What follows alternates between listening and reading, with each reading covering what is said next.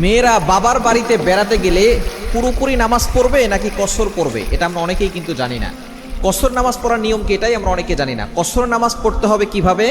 যদি কোনো ব্যক্তি সে যেই স্থান আছে সেখান থেকে 48 মাইল দূরে যায়, অর্থাৎ 78 কিলোমিটার দূরে যায় এবং সেখানে 15 দিনের কম থাকার নিয়ত করে, তাহলে সে পরিপূর্ণ নামাজ পড়বে না, কসরের নামাজ পড়বে।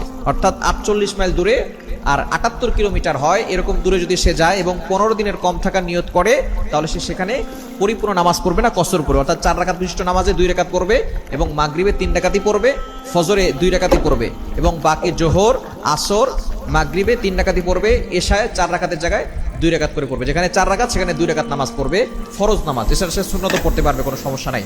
তবে আমরা অনেকে এখানে মিস্টেক করে ফেলি। মেয়েরা তারা যে বাবার বাড়িতে যায় সেখানে কিন্তু সেখানে তার জন্মস্থান, সেখানে গেলে আমরা অনেক সময় মনে করি যেখানে জন্মস্থান, স্থায়ী ঠিকানা, সেখানে গিয়ে আমাদেরকে কসর পড়া যাবে না, পরিপূর্ণ নামাজ পড়তে হবে।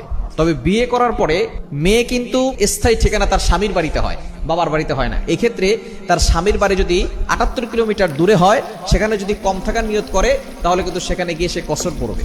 অর্থাৎ মেয়ে সেখানে গিয়ে কি করবে? বাবার বাড়িতে গিয়ে, যেহেতু সেখানে তার স্থায়ী ঠিকানা এখন না, এই জন্য সেখানে গিয়ে সে কসরের